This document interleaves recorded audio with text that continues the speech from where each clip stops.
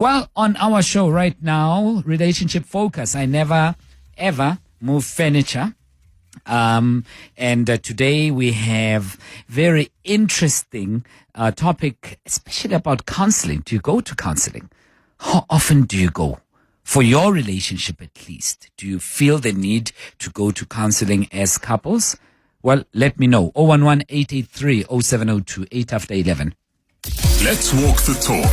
702. Leigh Joy, relationship coach, is my guest, and she joins us right now because we often think couples therapy, we think of it as the last resort of some sort. And sometimes couples only turn out to go to these counseling sessions when there's a very, very serious problem. Seeking help, but you may find that it is a little bit late, and I hope not, but there are some couples, research shows that there are some couples who consider therapy after 3 years of problems ensuing.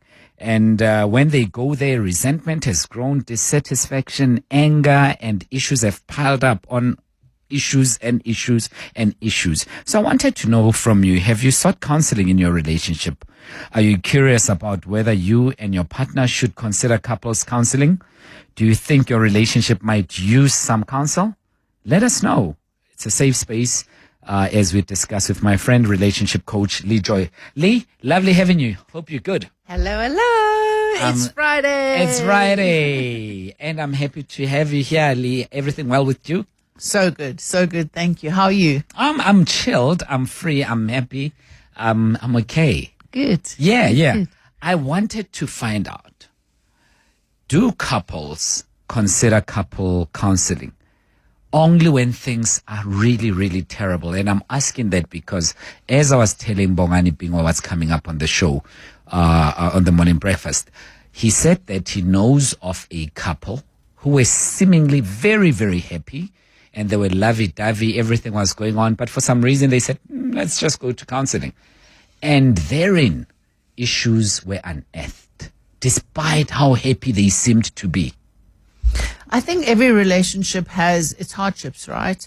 I don't think everybody goes to therapy or counseling only when there are problems. If you look at premarital counseling, that's a good example of how people are equipped to be able to navigate, marriage. I'm busy studying biblical counseling, and I'm loving it, Thabo. Really? Yours, it's such a beautiful way of engaging with people in the relationship space. Obviously, I don't only work with Christians, but I'm very excited to be working with Christians in the counseling space. Disclaimer.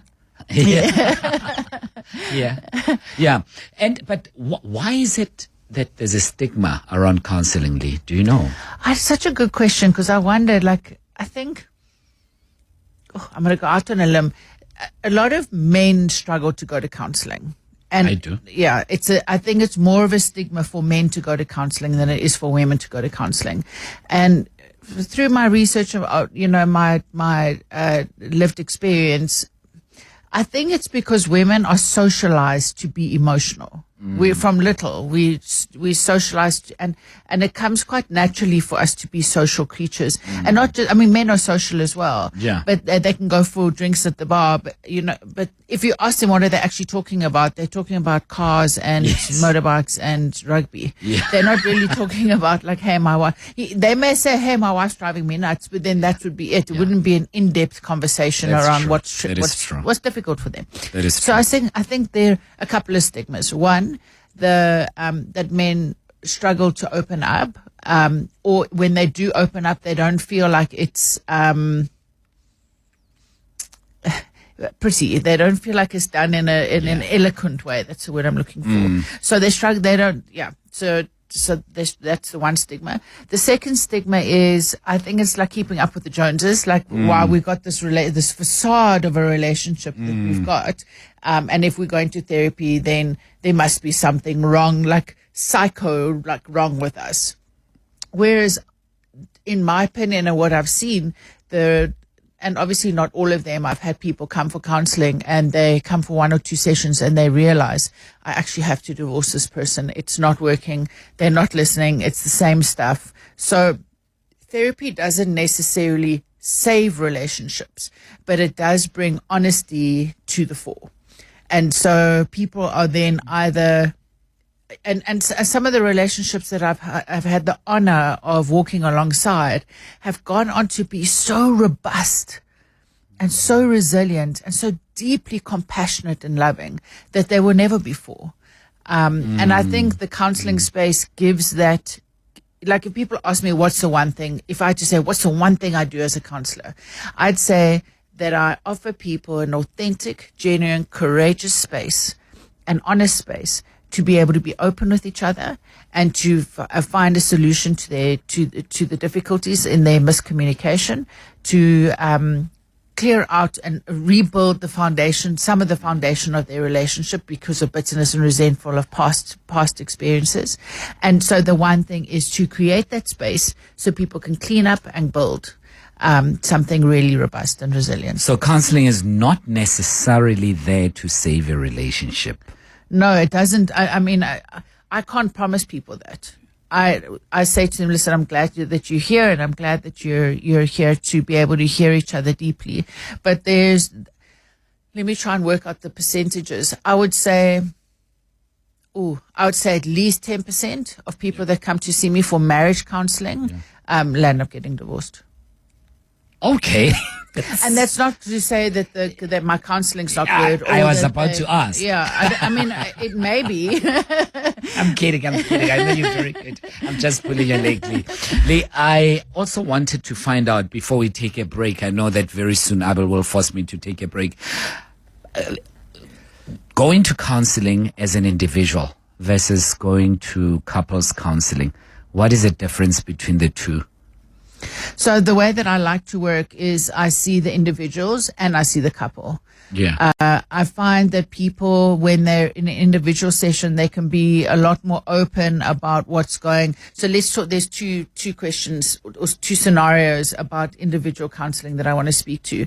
So the one is if people come for couples counseling and I see them individually because I need to do their history and figure out their attachment styles and all of that, and it would be boring for the other person to sit and, not boring, but it would be.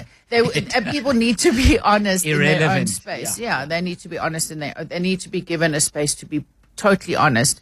Because I find that sometimes my clients will voice something to me that they're too scared to voice to their partner. Yes. And then when they voiced it, they've been given that opportunity to voice it, they go, oh, I don't know if I really feel like that. I feel like this. Oh, sure, I didn't realize I felt like that. And so the couples counseling sessions become a lot more open and honest because they've been given that space to be honest and real with themselves. And then for individuals, people coming just for counseling for themselves, I do a lot of work around trauma and grief in the individual space and also dating coaching. So with the individual coaching, the thing that I find that people walk away from therapy with me is that they've had a place to practice being who they are and for me to feed back to them how I experience them. And for them to see their blind spots then, and for them to see themselves in a more holistic way, and to see how they self-sabotage. So I'm not a judgmental, condemning person, but I'll just bring to their awareness and something that I'm witnessing. Sure. So, and also to come to terms with one's past, to be able to give voice to different pasts, like the inner child, the inner teenager, and the inner adult. Give a place to be able to express those different parts of us with regards to trauma and grief. So it's a very, it's a very beautiful, sacred journey. Both counseling, couples counseling, and individual counseling. And I'm wondering, when you're having couples counseling, are you not experiencing in some instances a competition on who is right and who's wrong? The other trying to prove that they are the ones who are okay, and the Looney Tunes is the guy sitting next to me. Yeah, so there's in this biblical counseling module that I'm learning, there's a script that they suggest. And the first is, this is how I feel, how do you feel? So it's not I'm right, you wrong, or you right, I'm wrong. And then, did I get you right? Did I understand what you're saying? So it's almost coming from a mutual space, a non-emotional space. If people are like, I did this and you did that, and I stop that very quickly, because that they can do at home, like on their free hours. They're going to pay me to waste their money. Coming to you, we can get rid of that quickly then. So I have a script that I take people through with regards to really understanding each other, because that's really what it's about, right? If it's going to be about you and me, who's going to be right, our relationship is losing. And what we're wanting is a robust society and a strong society. And a strong society is built on strong relationships. So if we're going to be pointing fingers who's right and wrong, we're not going to get anywhere. 18 minutes after 11 o'clock on Relationship Focus this Friday. When should couples seek counseling? Have you sought counseling as a couple? What did you get when you and your partner went for counseling? How did you experience it? I always get the feeling that someone who's giving us counseling would take sides with a wrong person. I get that feeling at times, and that's why perhaps I fear going to counseling. Do you fear going to counseling like me, or have you been? What was your experience like? Please let me know on 011-883-0702. And it could be that counseling saved your relationship or helped you to go separate ways. 072-702-1702. 702. Let's walk the talk on 92.7 and 106 FM. 702. Thanks very much for joining us. Welcome back. Relationship Focus every Friday, and today is no different. Leigh Joy, relationship coach, is my guest, and I will get her to give out her details just before the show ends as to how you can link up with her. But for now, we're talking about couples counseling. Who needs it? How have you found it to be? Are you a couple currently in distress? Perhaps you're fighting a lot, or things are not going well, and you've been considering counseling. And it could be also that you're just okay and you're thinking, we don't need it. We don't need it at all. But it has been found that it could be that you do need it, because there may be some issues that are bubbling under. Just before the break earlier, I mentioned that I am not a big fan of counseling, simply because I'm always thinking that perhaps the counselor will misdiagnose and not perhaps see through the theatrics of the person I'm in counseling with, because oftentimes we date actresses who are there for the show and to gain sympathy. And my biggest fear is that, especially when someone is such a great actress that she cries on cue, and I will be made a monster with horns, and the counselor not knowing that this person is just performing. Leigh? So with regards to being a skilled counselor, one needs to be able to be impartial, right? Yeah. It's and one of the readings that I did this week with the course that I'm doing, the therapist said, I'm not on either one. I'm not on the husband or the wife's side. I'm on God's side. So I'm here to be impartial and to help the couple create a God-willed relationship, right? I think what has been helpful sometimes is that a partner may use a tone or words that are triggering to the other. And so I can see there's this he said, I'm right, you wrong thing that plays off.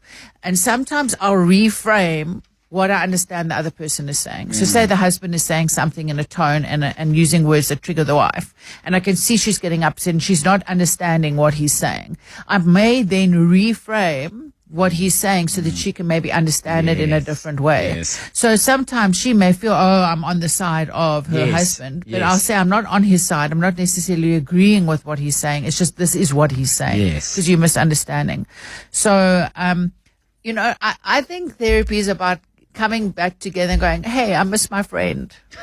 I miss the one we fell in love with. I miss the one that we were like on the same page. We were on the same team, and we were out and not fighting the world, but we were facing the world together. And somewhere along the way, we started fighting each other. You know, we changed from being alongside each other in the world, holding hands, building a future together by the grace of God, to facing each other, not holding hands, scowling and fighting. So I think counseling really is about coming back into a space where, like, hey, like, you've changed, and okay, you've changed, but like, how does that serve us? How do I understand you better? Yeah. And what's the next phase of our relationship? What does it look like? Yeah. Because often people sit without a vision. That's why they get bored and frustrated, so they take it out on each other. Yeah. So often we'll build a new vision for the relationship, and then they can come alongside each other, and then they're not to say that they're happy all the time, Yes. Thabo, but that they definitely have a more excitement around the relationship. Am I allowed to shout during couples counseling session that she's lying, she's lying, she's lying? No. Okay. Just I'll checking. encourage my client not to shout, because I get triggered then. I'm just checking. I'd love to hear from you. 072 702 1702. Let's go to some of your text messages here. Hi, Thabo and your guest. Can you find out for me, how does a husband deal with the wife who does not believe in counseling and she doesn't socialize a lot, so she doesn't get views from other couples or ladies or wives? Oh, that's such a great question, Thabo. I get that often. So what I do is I encourage the party that is wanting therapy to come for therapy. And often I'll have, like, after 3 or 4 sessions, the wife or the husband who didn't want to come is like, who's this lady? How has she been able to affect change? Yes, yes. And often I just help the client that is willing to come into therapy. I do, like, the self-care practice with them, and I help them create a life that's full for them, that they feel they fall in love with their own lives again.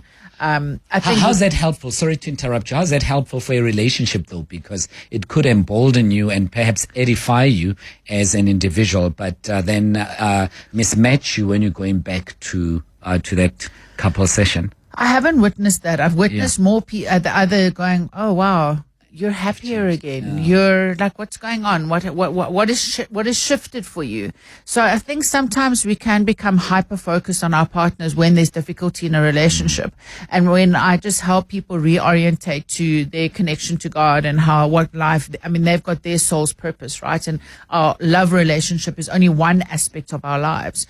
But sometimes it's like bad sex. If it's bad sex, it's like 80% of the relationship. If it's great sex, it's only 20% of the relationship. Yes. So the same thing is when things are tricky in a relationship, it feels like 80% of my life is in shambles. But when the relationship's going well, then we feel like things seem a lot more manageable.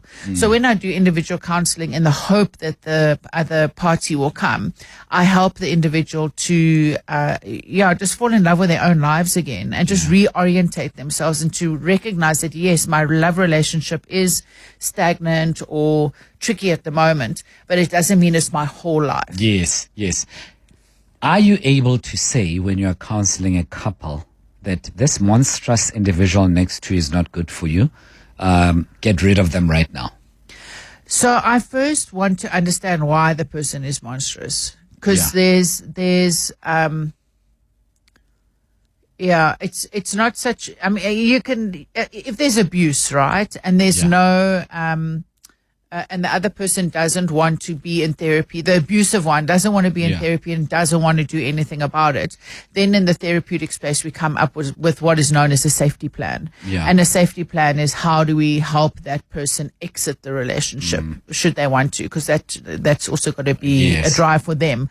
I don't ever tell people what to do in the sense of you got to leave him or you got to stay, or my opinion actually is irrelevant, because I work intuitively and I feel like I can draw on what the Holy Spirit has for me that He wants me to share with a couple. But my role is more so that the couple can hear each other. And how do they become God aligned then to continue with what God wants for them in this world, because we're here to serve our community. I mean, in a short while, I would want to ask you about narcissists. I'll ask you about people perhaps who don't necessarily want to change. I'd ask you about people who are so good that they are not going to be altered by counseling. But for now, it's exactly 11:30. Let's walk the talk. 702. 7:02 indeed, 26 minutes to 12 o'clock. Relationship Focus every Friday, and today we are looking at when couples should seek counseling. Are you one of those who need counseling as soon as possible, and you have not thought about it up until now, or you have, but you are just wondering, where do I go, where do I start, and how do I tell this person that I think, babe, we need counseling? 011-883-0702. Thomas is on the line with us. Thomas, welcome. Thank you, Thabo. And then good afternoon, good morning. Morning. To you. Okay, I'm in a situation where I don't know if I need counseling or I just need an advice. So I've been with my wife for 12 years. Everything has been fine, but throughout these 12 years, there's been up and downs. Like she's one of those people who's like very stubborn. You can't tell her anything. Everything's always fine. Then you as a man, you always have to come and ask for forgiveness. So it got to a point where I'm really tired, and like I no longer feel the love anymore. Like even if when you love your person, every time when you see them, like you get this thing in you, like it's no longer there. It's dead, completely dead. But my problem now is that we have 3 kids. So deep down inside, I feel like also myself for like hanging on for that long. I think I wasted her time as well as a human being, and I also don't believe in staying apart from my kids because I want my kids to grow up next to me. So it got to a point where I want out, but I can't because of my kids. So, but the love is not there, so I don't know what to do. Like I'm stuck there. Hey, the kids thing. Hey, that's a big one, because you're thinking, I want to be around my kids. I want to raise them, but you've lost love for this person. Leigh? So the picture that, hi Thomas, thank you so much for having the courage to phone in, and I'm so sorry that you're struggling in this way because it's really heartbreaking. The picture that I get is the relationship is a container, and it looks and sounds like the love is drained out of the container, but it doesn't mean to say that that's how it has to be. If there is still, that's why I encourage counseling, because there's sometimes people just need to get on page again and say, listen, you're not hearing me. When you do this is how I feel. Yeah. And this is serious. Like this has gotten to the point where I actually want to leave you. So if it's not something you're not prepared to look at, okay, cool, then we must move on. Yeah. But if you are willing to look at it, fantastic, because we've got family and we've got kids that we want to nurture and grow. I'm seeing more and more the research is showing that it is better to divorce if your children are in a toxic environment than to stay in a toxic environment, because the example that we show our children is that is a false reality of what a healthy relationship looks like. So whilst I don't advocate for divorce, I much rather would help a family and a couple get back on side and to start pouring love back into their relationship. If there's no shift and one party like narcissistic behavior or abusive behavior, and they're really not interested in changing their behavior, then I guess one does have to reconsider. And do what you gotta do. Mulate, it's Melissa. Melissa, hi. You're in Pretoria. Hi. Hi, how are you, Thabo, and your guest? We are all chilled. How are you, Melissa? I'm good, thank you. So in my experience, I've been to 2 different counselors in terms of couple counseling. And I've just found that in terms of counselors, where one party is more in the wrong, they always try to be so diplomatic. They do not actually say the issue and the cause of what is causing this relationship to break down is party A, this is what you are doing, and this is how partner B is feeling. So that for me became very discouraging. I mean, with one counselor, I just went for one session. And after that, I said, I'm not going back because I'm not getting the help that I want. Yes. The root cause of my problem in this relationship is what this person is doing. So for me, I just need them to put the hard truth for both parties there as well, so that we know each individual, we know where we're going wrong and how do we fix this. Melissa, you've spot on. You'd rather someone says, Thabo, you're the problem. You are doing this and this and this and this. Then, hey, you guys must work on this. And I suppose that's one of my hesitations. I could be wrong, but that's one of my hesitations for not going to counsel, because I'm thinking it's all gonna be rosy and kumbaya, and we are all wrong and we are all right. But the expert is here. Leigh will tell us. Leigh, where are we getting it wrong? Hi, Melissa. Thanks for phoning in. A skilled therapist will never blame one party. Because both people create the dynamic. So there may be a way that the one partner is showing up and the other's not understanding it, or is frustrated or triggered, and thus it throws that couple into a loop. Number one. Number two, I don't know any counselor that would be very opinionated in a first session, because it's taken a couple a lot of courage to phone to book a session. Then it's taken them another truckload of courage to show up with their bums in the seats. So I wouldn't necessarily go hard. I wouldn't go in hard in the first session, because I need the couple to have a sense of being able to trust me and learn to trust me, and to learn to trust each other in that space, because they don't really trust each other, because they're going at hammer and tongs at home. Yeah. So they don't really want to get into a space where it's now shouting and screaming again.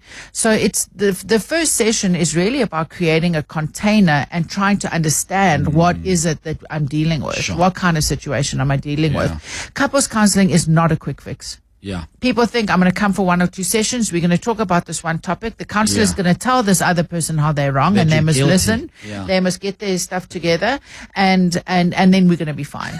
Doesn't it work like that? There's no magic bullets. There's no magic. If couples have come to me that've been married for 12 years, they've been in a relationship for 20, for argument's sake. Yeah. There's a whole host of negative patterns and loops that they've created over 12 years that we've got to re-engineer. We've got to first get back to ground zero. Yes. Okay, well, why did you guys get in a relationship? That's what I do in the first session. The first session is, how did you guys meet? Oh my. Tell me that story. Tell me how. And then they look at each other different, and then their hearts are open to hearing what the other person, because suddenly they see, it's like the scales fall off their eyes, and they're like, oh, there you are. There's the one that I fell in love with. Yeah. That's the one that I miss. Yes. And then I can take people on a gentle journey of, and sometimes I'm tough. They know I don't. I am quite tough. Yeah.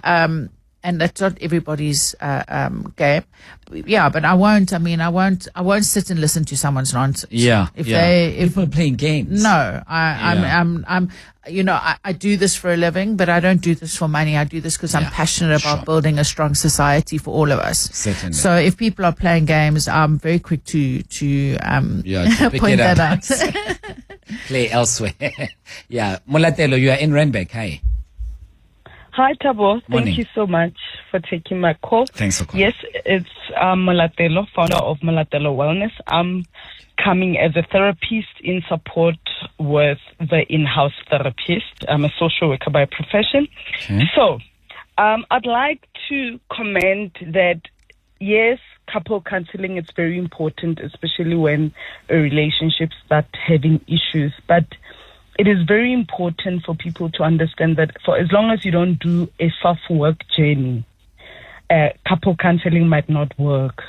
You're going to go and see our gorgeous therapist who's going to see all the mistakes and give feedback. And you're not going to take it well. You're going to think, oh, the therapist is fighting with my partner, I'm not going back. So I am saying, and I'm coming with, people need to do self-work first, because some of the issues that comes in relationships are mostly because of how people were raised, childhood traumas, and mostly how their family background and how they were raised. And to heal that, like our therapist said, it takes a while. In a couple counseling, yes, you're gonna go. They will tell you what are your mistakes, but if you don't go back as an individual, reflect and see what is the problem, it is definitely not going to Sure. work. Molatelo, thanks very much. Really appreciate your call. Molatelo in Randbeck there. Yeah, Leigh, I think Molatelo agrees with what you're saying, but I want to put this on the table as well. A lot of men are hesitant to go to counseling, couples counseling. It could be, the reasons could be plenty, I imagine, and I don't want to venture into some.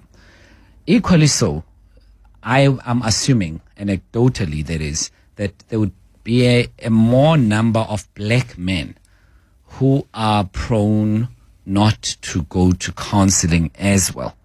And some have said that has somehow impacted on the society negatively. I don't want to preempt you. I just want to leave it at that and hear what you have to think about. Yeah, absolutely. I think culturally, if we understand the background of how black African people have been raised, you had the tribal system where if there was a difficulty within a relationship, it went to the family. The family dealt with it. And then, the church came along, and then it became the pastor that dealt with it. So it's understanding the cultural elements of how we've been raised, right? And how you guys have been raised. I think also even in the white communities and colored and Indian communities, a man that shows his emotion is seen as a weak man. Yes. And so if you bring someone into counseling, you're showing their weakness.